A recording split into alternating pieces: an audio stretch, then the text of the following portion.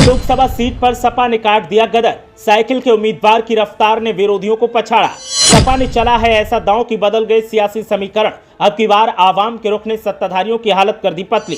अखिलेश ने मौर्य को चुना तो फिर चर्चाएं हो गई तेज। बीजेपी और सपा के बीच होगी टक्कर। देखिए किसकी जीत के हैं प्रबल संकेत। लोकसभा चुनावों का ऐलान होने के साथ ही उम्मीदवारों के ऐलान का सिलसिला भी जारी है और इसी बीच कुछ उम्मीदवारों की घोषणा हो चुकी है। ऐसे में अब सियासी तौर पर विपक्ष और सत्ता पक्ष एक दूसरे को टक्कर देने की पूरी तैयारी कर चुके हैं। हालात ऐसे ही आंवला लोकसभा सीट पर भी दिखाई दे रहे हैं। एक तरफ बदायूं तो दूसरी तरफ बरेली लोकसभा सीट से घिरी आंवला लोकसभा सीट पर सपा ने इस बार ऐसा दांव खेला है कि पिछली 2 बार की विजेता बीजेपी इस बार हाफती दिखाई दे रही है। बीजेपी के टिकट पर धर्मेंद्र कश्यप यहां से 2014 में सांसद बने और 2019 में उन्होंने फिर से जीत हासिल की, लेकिन हैट्रिक पर हमला अब समाजवादी पार्टी ने बोल दिया है। सपा की तरफ से नीरज मौर्य को टिकट मिला है और साइकिल की रफ्तार बढ़ाने के लिए नीरज मौर्य लगातार पसीना बहा रहे हैं। बदायूं जिले की शेखुपुर और दातागंज विधानसभा सीट आंवला लोकसभा सीट में आती है। ऐसे में नीरज मौर्य को जहां बदायूं से भी पार्टी का साथ मिल रहा है तो बरेली की तरफ से भी सपा के नेता आंवला में दांवपेच लड़ा रहे हैं